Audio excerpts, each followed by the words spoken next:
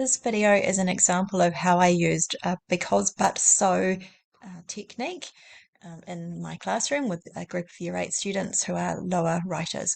The idea of because, but, so originally comes from a book called The Writing Revolution by Judith Hochman and Natalie Wexler. In the book, they strongly suggest that students need to learn to control sentences before they move on to paragraph writing. And because, but, so is a really nice way of kind of transitioning from single sentences in towards denser ideas together. For this example, I've slightly adapted it from what was in the book because my purpose in using it was to help my students reinforce their prior learning around compound sentences and then move them in towards complex sentences. So the cognitive load for this task was really around learning this sentence level knowledge. So I chose a really, really easy topic, very familiar, one that they weren't going to have to think really hard about, which was quite simply cross country, which they had run the day before. So the first thing we did was brainstormed ideas together on the whiteboard, and I categorized them as positives and negatives, just to make the writing of their but sentences a little bit easier. Once we had ideas ready, I then introduced a sentence stem, and they were either going to write, I enjoyed cross country because, or I did not enjoy cross country because. So they simply filled in the because sentence at this point, and they could use the whiteboard brainstormed ideas if they wanted to. So before writing the but sentence, we talked about the meaning of the word but, and in the Writing Revolution, they use the phrase that it's like taking a U-turn when you use the word but.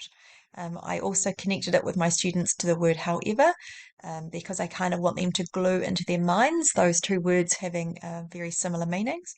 And they then went ahead and wrote their but sentence. So we talked about how if you've got a fairly positive statement at the front, you're probably going to have something more negative at the back, or vice versa, in order to get this sort of U-turn within the sentence. Next, they wrote their so sentence. I connected it to the word therefore, and so that they had this idea that sort of like cause and effect came through in a so sentence. We then had a talk about the construction of the but and so sentence. We have previously learnt about fanboys conjunctions and how these join two simple sentences together to form a compound sentence. So we looked back at our sentences. We talked about the fanboys join in the middle of the sentence here, and how there were two ideas built in. So we reinforced compound sentences being made of two main ideas, joined in the middle with a fanboys. From that point, I then stepped away from the book and the because, but, so for a moment and gave students a matching task to complete. We've previously learnt about simple sentences and we've previously learnt about compound sentences, and I wanted them to begin to wrap their heads around complex sentences in this lesson, whilst also reinforcing this sentence level stuff back here. So the kids were easily able to find the simple sentences from their prior knowledge. The compound sentences were relatively easy because they knew to look for the fanboys joins, and then they just deduced that everything else must be complex sentences. I then handed them some ones typed out in green font and just said, go ahead and match these to other sentences within the complex sentence selection. So you can see that the sentence, my foot just slides over the top of it when I try to kick a ball, goes with, when I try to kick a ball, my foot just slides over the top of it. And students had a talk about what joined these sentences, what made them into pairs, what did they notice. And noticing is a really, really important aspect of learning about grammar. Students need to notice the patterns that occur. So they correctly notice the reorganization of the ideas in the sentences. They noticed that sometimes there was a comma. And at that point, I then brought in the language of dependent clause and main clause. And I got the students to fold the sentences at the comma And we looked at that part and we talked about how if I just walked up to them and said, when I try to kick a ball, and if I then walked off, they would be left wondering, well, what? It doesn't make sense on its own. It's not complete on its own.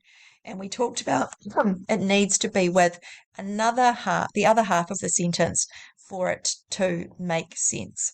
So we talked about this being like a half sentence, and it needs to go with a full sentence as well. So at this point, after we had had a bit of conversation about these complex sentences, and we had talked about the dependent clauses, and we'd gone back to the list, and we had talked about, identified the dependent clauses in all of these, and noticed how the dependent clause shifts from the front to the back of the sentence. When the dependent clause is at the front, we use the comma. When it's at the back, we don't usually use the comma.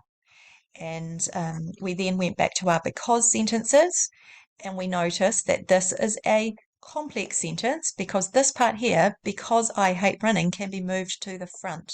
So because I hate running, I did not enjoy cross country. So the students then finished up by just rewriting their because sentence, moving the dependent clause to the front and adding the comma, and of course making sure their full stop was in place. So just so you can have a little look, here are some examples of the students' writing. I enjoyed cross country because I was walking with my friends. My friends and I were tired, but we were still going. The teachers were encouraging us to run, so we tried running. I didn't really run, so I will try run next time. So she took herself a step further and added an extra sentence. And down the bottom here, you can see the rewrite of the complex sentence with the dependent clause out the front. Here's another one.